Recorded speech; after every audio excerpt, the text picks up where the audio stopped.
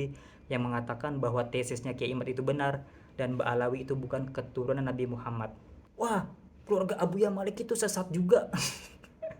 Ilmunya Kiai Imad itu jauh, bahkan saya meyakini ulama yang sekarang ada, ya termasuk yang di Indonesia atau bahkan Habib Umar bin Hafiz sekalipun.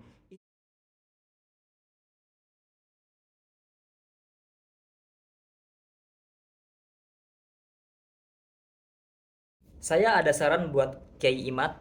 Kalau emang seandainya Kiai Imad itu yakin dan percaya tesisnya itu benar, tesisnya itu kuat, bukti kuat bahwa Ba'alawi itu bukan keturunan Nabi Muhammad dengan tesis tersebut, saya ada saran. Karena kan Kiai Imad percaya bahwa Abuya Sayyid Muhammad bin Alwi Al-Maliki adalah keturunan Nabi Muhammad yang asli. Ya jadi kalau kalangan Ba'alawi ini ada yang percaya ada yang enggak, sedangkan kalau Abuya Sayyid Muhammad bin Alwi Al-Maliki ini adalah keturunan Nabi Muhammad yang diyakini oleh semua kalangan, bahkan Kiai Imad itu sendiri. Nah, karena Kiai Imad percaya Abuya Maliki adalah keturunan Nabi Muhammad yang asli, pas saya cari tahu ternyata banyak banget ulama-ulama besar di Indonesia, khususnya yang pro terhadap Ba'alawi, bahkan Ba'alawi itu sendiri, itu banyak yang berguru pada Abuya Sayyid Muhammad bin Alwi Al-Maliki.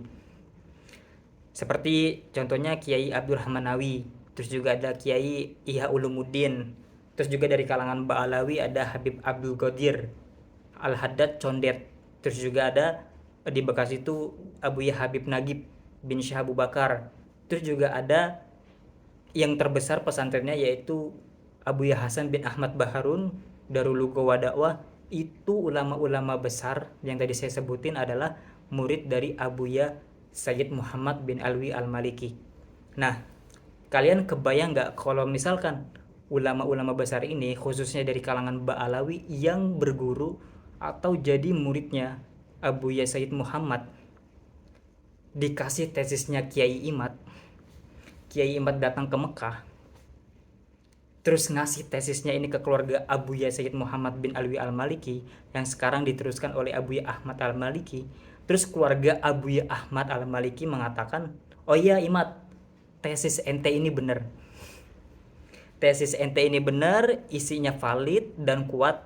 Nah, karena tesis ente ini, kita keluarga Abuya Maliki meyakini bahwa Ba'alawi itu bukan keturunan Nabi Muhammad. Boom!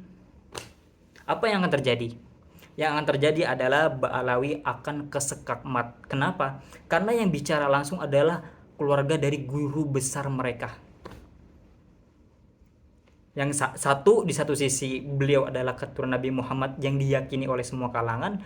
Yang kedua adalah keluarga beliau adalah guru besar dari kalangan Ba'alawi itu sendiri. Kebayang nggak kalau misalkan guru besar mereka sendiri yang mengatakan bahwa tesisnya Kiai Imad itu benar dan Ba'alawi itu bukan keturunan Nabi Muhammad?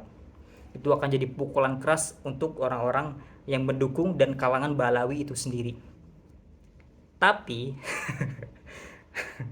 tapi kalau seandainya Kiai Imad datang bawa tesisnya ke keluarga Abuya Maliki di Mekah, lalu keluarga Abuya Sayyid Muhammad bin Alwi Al-Maliki atau yang diwakilkan sekarang diteruskan oleh anaknya yaitu Abuya Ahmad Al-Maliki mengatakan, oh Imad mohon maaf, tesis ente ini ngawur, tesis ente ini nggak kuat, ente bikin kitab atau tesis kayak gini tuh bahlul, isinya nggak jelas.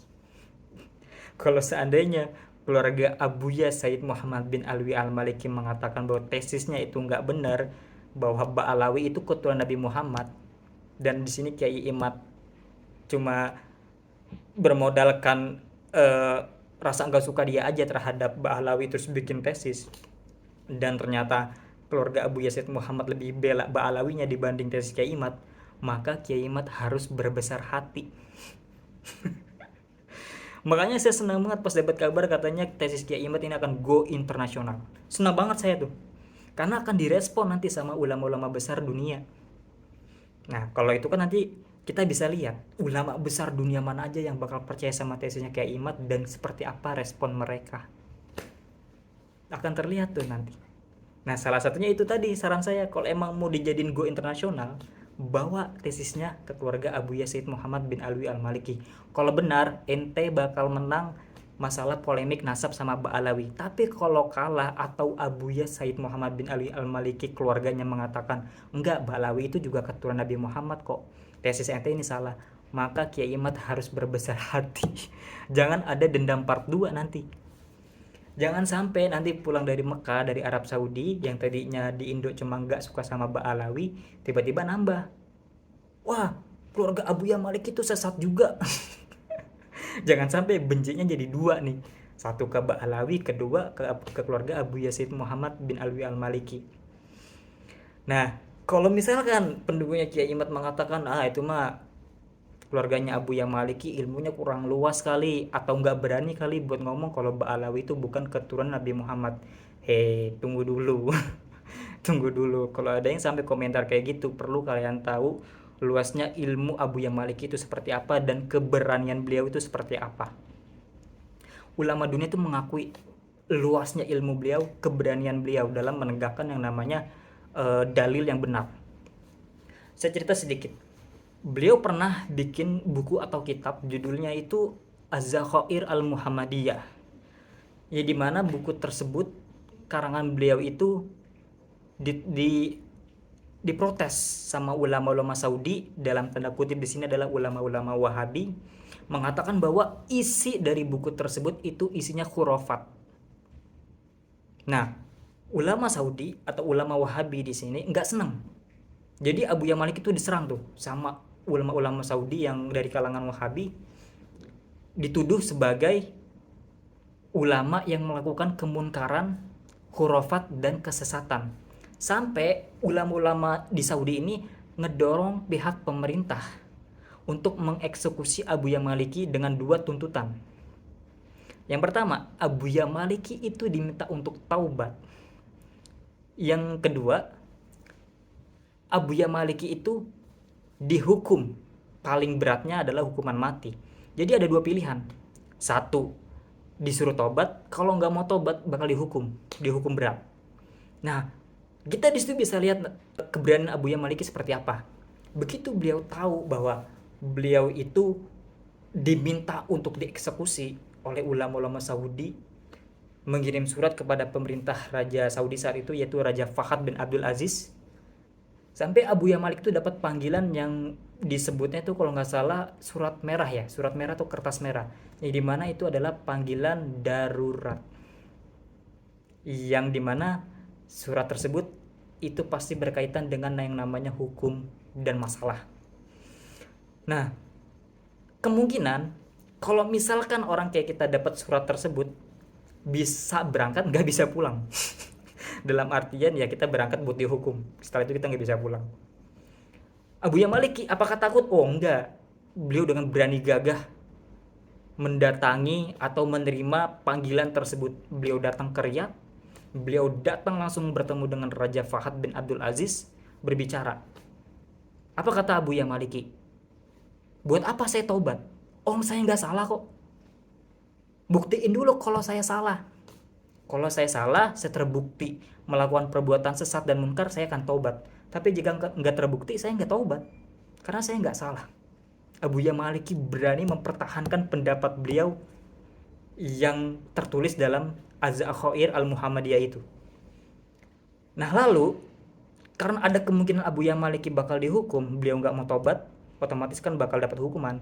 Itu ulama-ulama Ahlus Sunnah wal Jamaah sedunia itu ngirim surat ke kerajaan Arab Saudi, termasuk Raja Maghrib pada saat itu. Raja Maghrib minta ke kerajaan Arab Saudi, hati-hati jangan sampai sentuh ulama Ahlus Sunnah wal Jamaah kami. Jadi ngasih peringatan tuh ke pihak kerajaan Arab Saudi, kalau sampai Abuya Maliki disentuh, itu ulama Ahlus Sunnah wal Jamaah sedunia bakal turun tangan.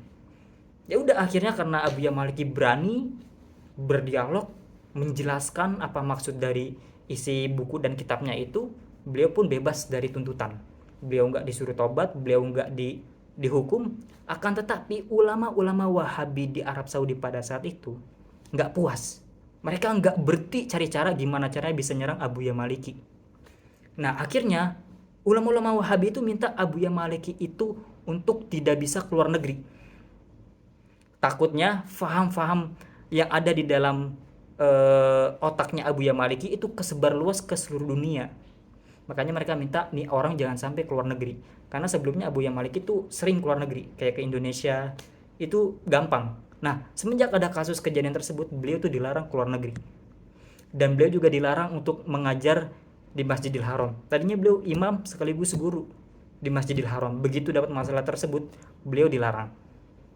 Bahkan karya-karyanya beliau itu nggak boleh dicetak secara resmi. Baru diperbolehkan sekitar beberapa tahun yang lalu tuh. Gak cuma di situ aja, ulama-ulama Wahabi itu bikin semacam kayak buku tandingan yang isinya itu mengatakan bahwa Abu Yahya Maliki itu sesat. Salah satunya itu adalah ulama Wahabi yang bernama Abdullah bin Sulaiman bin Mani atau yang disebut Ibnu Mani. Dia itu bikin buku yang isinya itu tuduhan bahwa Abu Yahya itu sesat dan munkar, yang berjudul Hiwar Ma'a Al-Maliki fi Raddi Munkaratihi wa Dolalatihi. Ya, kurang lebih isinya di situ mengatakan bahwa Abu Yahya Maliki itu melakukan kemunkaran dan kesesatan. Agak lama tapi beliau ngeresponnya, karena nunggu ulama-ulama sedunia ini ngerespon balik. Jadi yang ngerespon buku dari Ibnu Mani itu bukan cuma Abu Yahya Maliki, tapi juga ulama-ulama Ahlussunnah sedunia. Begitu ulama Ahlussunnah sedunia berhasil bikin bantahan terhadap tuduhan Ibnu Mani, Abu Yahya Maliki pun bikin buku atau kitab yang baru, yang dimana buku dan kitab tersebut isi dalilnya nggak bisa dibantah sama ulama Saudi, atau bisa disebut sini skakmat. Yaitu pada saat beliau mengeluarkan buku karangannya atau kitab karangannya yang berjudul Mafahim Yajib Antusoha. Begitu kitab tersebut dikeluarkan, yang isinya dalil-dalil kuat bahwa tabarruk, tawasul, maulid nabi itu bukan bid'ah, itu bukan sesat. Itu ulama Saudi pas tahu isinya seperti apa, dalilnya kuat banget, mereka nggak bisa berkutik lagi. Jadi kalau misalkan kalian bilang Abu Yahya Maliki itu ilmunya kurang luas, jauh. Ilmunya Abu Yahya Maliki dan ilmunya Kiai Imad itu jauh langit bumi. Nah, kalau misalkan dibilang Abu Yahya Maliki itu nggak seberani Kiai Imad, kata siapa? Abu Yahya Maliki sampai berani ngadep pemerintah kok, sampai berani dipanggil sama Raja Fahad bin Abdul Aziz kok, sampai berani buat terima undangan surat atau kertas merah yang dimana itu isinya panggilan darurat kok, nggak takut beliau. Jadi kalau misalkan dibilang Abu Yahya Maliki ini ilmunya kurang luas sekali, jadi nggak tahu kalau Ba'alawi itu bukan keturunan Nabi Muhammad. Dan mungkin juga Abu Yahya Maliki itu tahu bahwa Ba'alawi itu bukan keturunan Nabi Muhammad, tapi nggak enak atau takut buat negor. Kata siapa? Kata siapa? Jauh. Ilmunya Kiai Imad itu jauh. Bahkan saya meyakini ulama yang sekarang ada, ya termasuk yang di Indonesia atau bahkan Habib Umar bin Hafiz sekalipun, itu ilmunya masih di bawah Abu Yahya Maliki. Beliau guru besar. Jadi itu saran yang mau saya kasih buat Kiai Imad. Bawa itu tesis ke Arab Saudi, ke Mekah, silakan dijadikan go internasional tesisnya. Saya pengen lihat bagaimana respon ulama-ulama sedunia nanti. Apakah mereka akan dukung Kiai Imad atau mereka akan mengatakan Kiai Imad itu ulama bahlul, nggak ngerti, sosokan bikin tuduhan dan tesis. Dan terakhir, penutup ya, buat kalian yang mendukung Kiai Imad dan merasa sudah baca isi tesisnya Kiai Imad, saya mau tanya, kalau kalian udah baca tesisnya Kiai Imad ya, di situ kan tesisnya Kiai Imad referensi utamanya itu di kitab Syajarah Mubarakah, yang katanya itu karangan dari Imam Fakhruddin Ar-Razi. Sedangkan kitab tersebut baru dibuat sekitar 2 abad setelah Imam Fakhruddin Ar-Razi wafat. Imam Fakhruddin Ar-Razi wafat tahun 606 Hijriah kalau nggak salah. Terus kitab tersebut baru dibuat oleh seseorang yang nggak tahu dia siapa. Setelah 2 abad kemudian di tahun 800-an Hijriah, itu baru dibuat mengatasnamakan bahwa ini adalah karyanya Imam Fakhruddin Ar-Razi. Pertanyaan saya buat kalian yang baca tesisnya Kiai Imad, siapa yang bikin buku mengatasnamakan Imam Fakhruddin Ar-Razi tersebut, dan kenapa buku tersebut baru dibuat 2 abad setelah Imam Fakhruddin Ar-Razi wafat? Apakah ada bukti bahwa Syajarah Mubarakah itu betul karyanya Imam Fakhruddin Ar-Razi, atau ada seseorang yang iseng cuma nyantumin nama beliau? Jawab. Terima kasih.